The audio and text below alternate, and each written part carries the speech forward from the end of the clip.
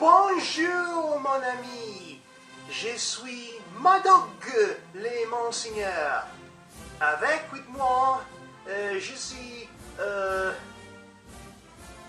and yeah, that's pretty much it for my French.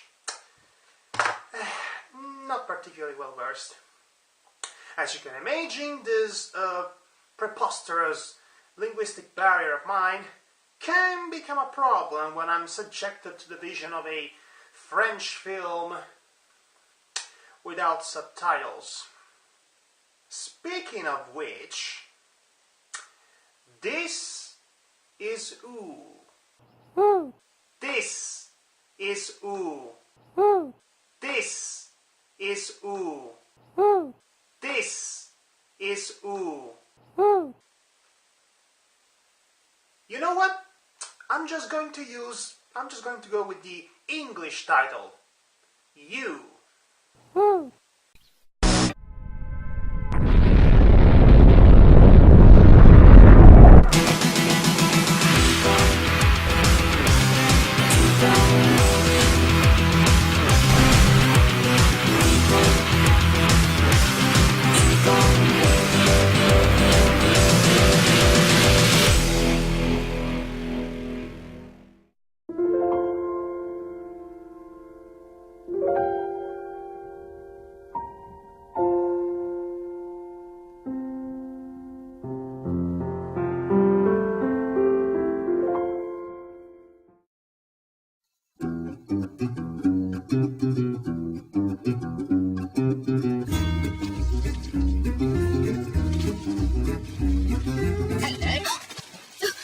Bonjour, t'ai jamais vu par ici. Qui es-tu? Et vous, vous êtes? Hein? Oh, you! Oui, comme Humo. par exemple. What is you? It's the most obscure animated feature I've ever fumbled upon, that's for sure. All the information I was able to gather about it is that it was presented at the Seattle Film Festival in 2007, it's French, and it stars a weirdly humanoid-looking unicorn by the name of You. Needless to say, given the very inconvenient nature of its name, Google searching for this film was a hellish experience. I was able to find a vague synopsis of it and the original trailer that some generous soul had the mercy to post it on YouTube with the addition of English subtitles. But aside from that, nada. Or should I say, nada.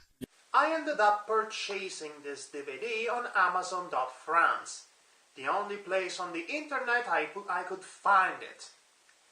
So naturally, the only audio option available is the original French. Luckily there are subtitles though, which are also in French.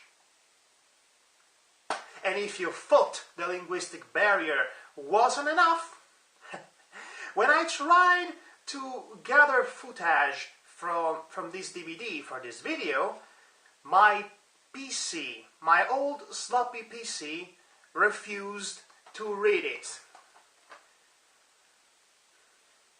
This is baffling. This film is so obscure, even my PC refuses to acknowledge its existence. So, here's the problem now. How am I going to do a video review of this film without any actual visual context for this review? Well, I think I may have been able to come up with a solution. I'm going to draw the major scenes of the film. So I'm going to show you my drawings of the various happenings as I tell the story. Picture this as some kind of storyboards, kind of slideshowy version of you. This is going to be great! So, let's get started, shall we?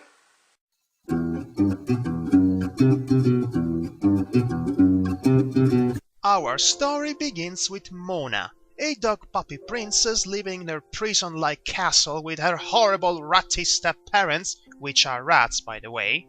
One day she cuts her finger while slicing bread. Suddenly, out of nowhere, a unicorn appears from thin air. Her name is Yu, and she's going to be our best friend forever.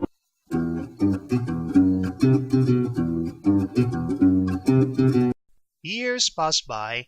Mona is now a self-conscious adolescent with ridiculously long arms and legs. She loves to talk about how long they are. Yu decides to take a break from all the girls chatting and goes out in the world. There she meets a lizard by the name of Lazar. Get it? Lizard, Lazar. He's a jovial, fun-loving guy, and the two of them seem to have some chemistry between one another. Lazar is part of a large family of wandering musicians that includes a couple of old cartoon rabbits and that naked red devil guy from Cow and Chicken. Before long, Mona joins the party and she slowly falls for the easygoing cat guitarist of the merry group, named Kulka. Parallel to that, Yu and Lazar keep flirting with each other in their own cute way. But something ominous looms in the horizon as our heroine becomes moody and prone to shed tears of sadness for some mysterious reason.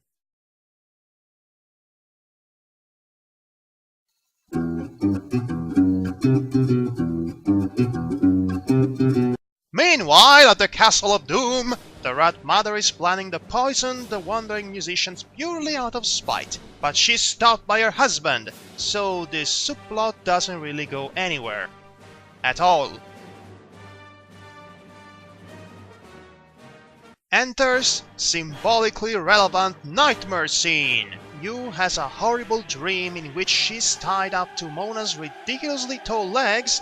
Yes, the legs were thematically important, apparently, while being slaughtered by Kulka as if she was some kind of ritualistic sacrifice to the gods of fate, as you can clearly see from this detailed graphic. Moving on. Afterwards, she starts to shrink. Then, Mona and Kulka's love relationship evolves to its natural direction. My darling, I've hungered for your... And now for the twist! Finally, the truth about Yu is revealed. She's a 1,000-year-old mythical creature that was able to maintain her presence in this reality by being Mona's friend in her otherwise loveless life. With the princess' discovery of love in the form of that cat musician, Yu's existence became meaningless, and therefore she started to vanish from the world. Mona doesn't take it well. Everyone else gets sad and depressed as well. This especially affects Lazar, whom was in love with her and almost accidentally ate her when she was the size of a mosquito. Whoops!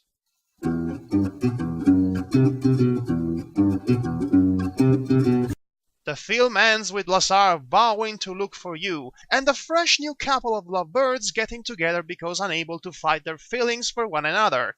Or at least, I'm assuming that's the cause. Ahem! Also, the crazy old rat lady dies. That happens too. The end. This is an interesting piece of work, to say the very least. Every character appearing in it has layers. Except for that red guy, he just plays the violin and nothing else. And the film tries to expand on their background and personal stories. Unfortunately, given the relatively short length of the opus, there is not enough time to properly explore all the players and their eventual relevancy to the main plot itself, said plot being very interesting on a conceptual level. It could be speculated that Yu, being a unicorn and all that, is a spirit that embodies childhood and therefore destined to disappear from Mona's life once she is mature enough to understand love. From what I can tell, Yu's personal feelings and internal conflict is overall very well portrayed. That previously mentioned nightmare scene serves as a symbolic representation of said conflict quite nicely. Despite their curious, proportionally wondrous appearance, the characters do feel like realistic and believable people by their natural way they act and talk to one another. An interesting staple of French filmmaking that has persisted since Jean Renoir's films and their signature truth of the actor method of recitation. Lastly, the animation is unique, poetic, and gorgeous.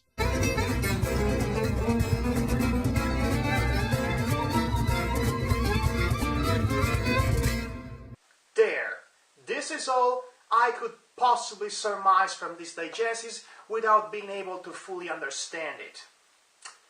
In fact, you know what? If some of you knows how to get to a translated version of this film with English subtitles, please don't be shy. Point me out to that. I would love nothing more than to return to this film and give it a more proper, more fair review than the one I just did. Well, I sure hope you enjoyed this. Thank you for watching, and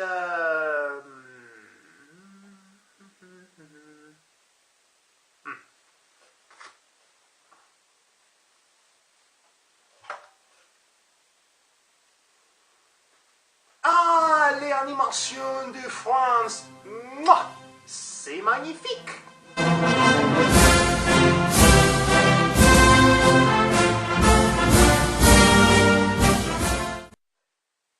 This is où. This is où. This is où. This is où. This is où. This is où. This is où. This is où. This is où. This is où. Una licorne prénommée Yu vient au secours de la princesse Mona, une petite fille désespérée par la cruauté de leurs parents adoptifs. Le temps passe, Mona grandit et se transforme en une jolie adolescente, revieuse en frais préoccupée par son aspect physique. Un jour, débarquant dans de ses imaginaires le membre de famille de le futur musicien, le veuve, et parmi eux le charmeur Kuka.